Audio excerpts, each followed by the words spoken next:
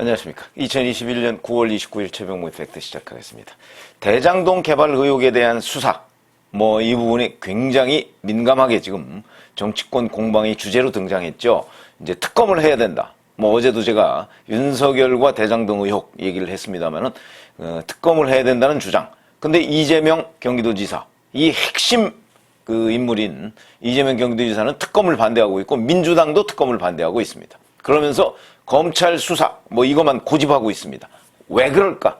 이런 부분. 우선, 성남의 뜰이라는 게 이제 대장동 컨소시엄이죠. 성남의 뜰 첫 번째 대표를 맡은 사람이 인터뷰를 했더군요. 조선일보하고 인터뷰를 했는데, 이 사람이 2015년 7월부터 2017년 12월까지 꽤 오래 했습니다. 그러니까 2년 넘게, 거의 2년 6개월 정도 이제 했는데, 본인은 바지 사장이었다. 이렇게 얘기를 하고요. 그 다음에 이제 현재 이성문 화천대유 대표. 이 사람하고 성균관대 법대 동문이라고 하더군요. 이성문 화천대유 대표도 그 대표직을 내려놨죠. 자, 그런데 이 사람이 이런 내용을 얘기했습니다. 이성문 화천대유 대표가 나도 모르는 일이 너무 많이 벌어졌다고 나에게 말한 적이 있다. 그러니까 대표보다 이제 이게 결국 김만배 씨가 100% 지분을 가지고 있는 실소유주니까 김만배 씨가 이런저런 일을 많이 벌였다. 이런 얘기가 되겠죠. 대표는 그냥 거기에 사인만 했다. 이런 얘기로 보이는데, 물론 이성문 씨는 이 부분에 대해서 부인합니다. 그런 말 한 적 없다고. 그러나 능히 개연성이 아주 높은 발언이다. 이렇게 보고요. 그 다음에 이제 이 성남의 뜰 초대 대표라는 이 최모 씨라는 사람이 이렇게 얘기를 합니다. 과연 수사를 할 수 있을까? 내가 보기엔 쉽지 않아 보인다. 하도 돈을 처발라놔서 이 상황이 무섭다. 자본주의에서 몇천억 갖고 돈을 처바르는데 안 무섭겠나? 나는 어차피 월급쟁이다. 차원이 다른 게임이다. 이렇게 얘기를 하고 있습니다. 그러니까 돈을 엄청나게 처발라놨다는 거죠. 어디다? 법조계에다가. 잘 아시다시피 여기 고문 변호사, 어마어마한 사람들이 고문 변호사를 하고 있습니다. 근데 그 사람들한테만 그러면 그 돈을 줬겠습니까? 그 사람들한테 연간 한 2억 원 정도의 고문료를 줬지 않습니까? 박영수 전 특검, 그 다음에 권순일 전 대법관, 최순실 씨의 변호사였던 이경재 변호사, 그 다음에 강찬우 전 수원지검장, 이런 사람들 여기에 다 들어가 있는데, 김수남 전 검찰총장, 이런 사람들한테 연간 2억 원씩 고문료 준 게 그게 다일까? 과연? 그걸 바로 성남의 뜰 이 최모 씨라는 사람이 지금 증언하고 있는 것이 아닌가. 수천억을 가지고 돈을 처발라놨는데 이게 수사가 제대로 되겠느냐. 그러니까 검사들 중에도, 이걸 수사할 검사들 중에도 그런 사람들이 많을 것이다 하는 걸 암시하는 대목이죠. 이건 검증해봐야 되지만 능히 그럴 수 있을 것이라고 생각을 합니다. 더군다나 전직 검찰총장, 전직 수원지검장, 그 다음에 전직 특검, 전직 대법관, 이런 사람들이 지금 즐비하게 여기에 다 엮여 있는데, 그러면 이 수사가 과연 이루어지겠는가, 제대로. 이런 생각이 듭니다. 그렇기 때문에 특검이 필요하다는 거죠. 그래서 이제 야당을 비롯해서 대한변협, 그 다음에 안철수 국민의당 대표, 국민의힘 대선 주자들 모두 한 목소리로, 그리고 국민들의, 어제 제가 말씀드렸지만 여론조사 공정위 조사한 걸 보면 44.4%가 이건 특검을 해야 된다고 얘기하고 있습니다. 왜? 공정성을 기하기 위해서.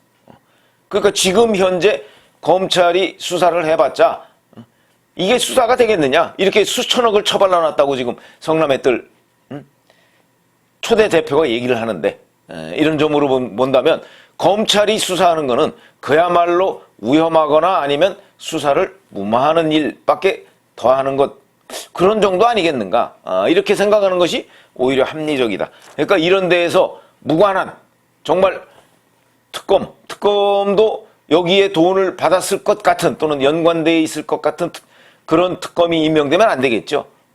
그러나 그거는 이거보다는 위험부담이 덜하고, 우선 이게 결국 여당 후보가 연루된 의혹 아닙니까?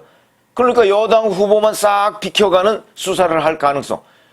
그러니까 이게 검사들이 이 돈에 오염돼서 수사를 못할 가능성도 있지만, 또 하나는 바로 여당 후보기 때문에 친정권 검사들이 나서가지고 이걸 싹 교통정리를 해서 여당 후보만 싹 빼고 이제 어디 가서 잔챙이들만 잡는 이런 수사가 될 가능성도 여전히 있다.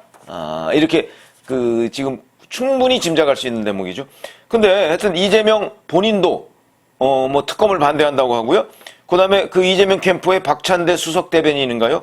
검찰 수사와 계좌 추적이 임박해 있는데 이걸 피하고자 하는 국민의힘의 꼼수다 이렇게 얘기를 하는데, 아니 검찰 수사하고 계좌 추적하면 뭐합니까? 그와 관련해서 일부 하여튼 뭐 수사할 의지가 없으면 불가능한 거다. 그다음에 이재명 경기도지사 엊그제 기자간담회에서 이렇게 얘기했습니다. 특검 수사를 하면서 시간을 끌자. 역시 많이 해봤던 적폐 세력들의 수법이다. 이렇게 얘기를 하고 있습니다. 정말 그런가요? 그래서 과거 거를 찾아봤더니 이재명 지사가 그러면 특검에 대해서는 시간 끌기다 뭐 이런 생각을 가지고 있는가? 아니었습니다. 그래서 제가 말 바꾸기 얘기를 하는 겁니다. 2014년 1월에 이재명 본인에 대한 국정원 사찰 의혹 이런 게 나온 적이 있습니다. 그걸 제기해 가면서 자, 특검을 안 하니 이 모양이다. 이때는 성남시장 때죠. 반드시 특검에서 엄벌해야 한다 이렇게 SNS에 기재한 적이 있습니다. 그러니까 이재명 지사도 본인이 무슨 당하는 문제, 그러니까 본인이 범죄 혐의를 벗어야 되는 문제 때는 특검을 주장했습니다. 그렇죠?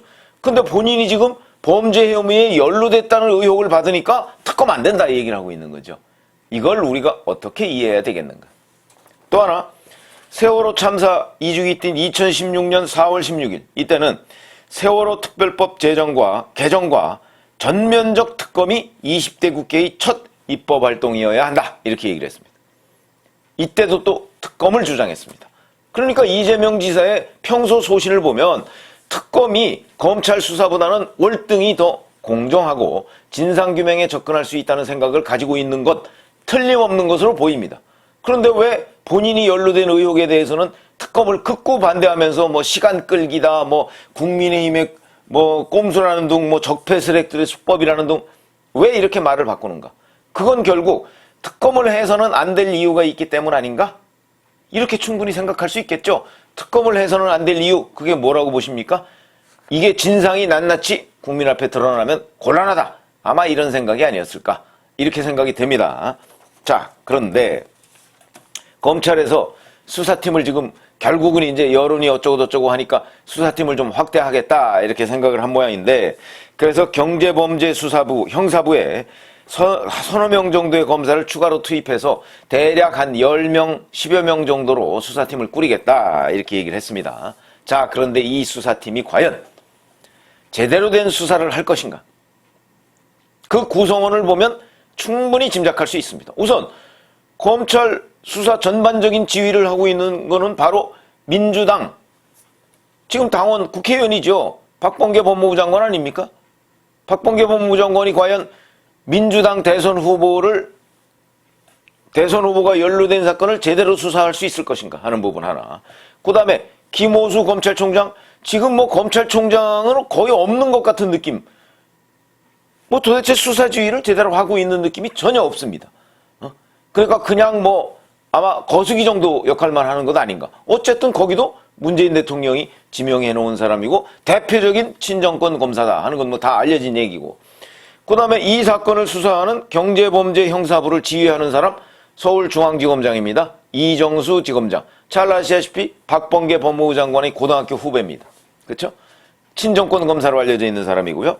자, 이 사람 거기다가 이 사람 바로 밑에서 또 이걸 중간 지휘자가 서울중앙지검 차장이죠.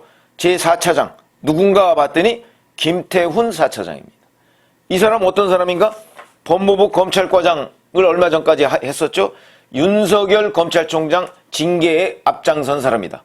대표적인 친정권 검사다. 이렇게 얘기를 할 수가 있고, 그 다음에 이 사람에 대해서는 그뿐만이 아니고 서울법대 부총학생 회장, 이걸 거친 학생운동권 출신이다. 이렇게 되니까 또 코드가 현 정권과 맞는다. 아마 그래서 뭐 검찰 사과장, 그 다음에 지금 중앙지검 4차장 뭐 이런 걸 하고 있는 것 아닌가 싶은 생각이 들고요. 이렇게 친정권, 문재인 정부와 코드를 맞추는 사람이 또 지휘를 하게 된다. 그 다음에 바로 이 사건을 수사하는 유경필 경제범죄 형사부장. 뭐 이건 이 사람은 직접 지휘하는 사람이죠. 이 사람은 바로 이정수 서울중앙지검장의 최측근이다. 그건 뭐 당연한 거겠죠. 경제범죄 형사부 있는데 중앙지검장이 그 정도의 힘은 뭐 이렇게 발휘할 수가 있다고 봐야 되거든요. 왜냐면 서울중앙지검에 과거부터 보면 중앙지검의 뭐 형사부나 특수부나 이런 부장급들은요, 장관 몫이 있고, 검찰총장 몫이 있고, 중앙지검장 몫이 좀 있다고 합니다. 요즘에는 뭐 거의 뭐 장관이 그냥 그 전권을 휘두르는 것 같던데, 그래서 유경필 경제범죄 형사부장이 이정수 지검장의 측근이다. 그 다음에 수사팀에서 핵심 역할을 하는 사람, 부장 밑에 부부장 검사 있죠? 김영준 부부장 검사. 이 사람 봤더니 2019년 조국 법무장관 청문회 준비단, 여기에서 신상팀을 맡고 있던 검사였다. 뿐만 아니라 역시 민주당 소속인 송철호 현 울산시장의 사위다. 참 물론 검사들이, 검사 사위, 검사 며느리 이런 사람들이요, 뭐 유력한 그 아버지나 뭐 장인이나 장모나 뭐 이런 사람들을 두는 경우 굉장히 많습니다. 그게 이제 이른바 그들만의 리그죠. 패밀리. 그렇긴 하지만 어떻게 이렇게 친정권 검사나 이런 사람들만 쏙쏙 뽑아다가 여기다 넣었을까? 이거에서 우리가 알 수 있는 대목, 이 수사는 진상규명을 하려는 게 아니구나. 이렇게 우리가 능히 짐작이 가능한 대목이다.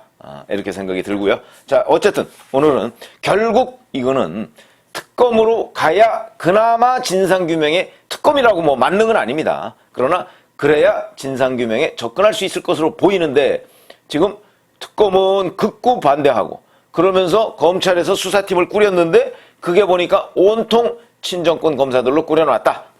이렇게 되면 이건 검찰의 수사 결과는 보나마나다.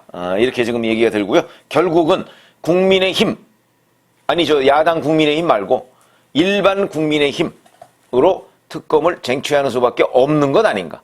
물론 그것도 만능은 아니다. 제가 이런 말씀을 드립니다. 감사합니다.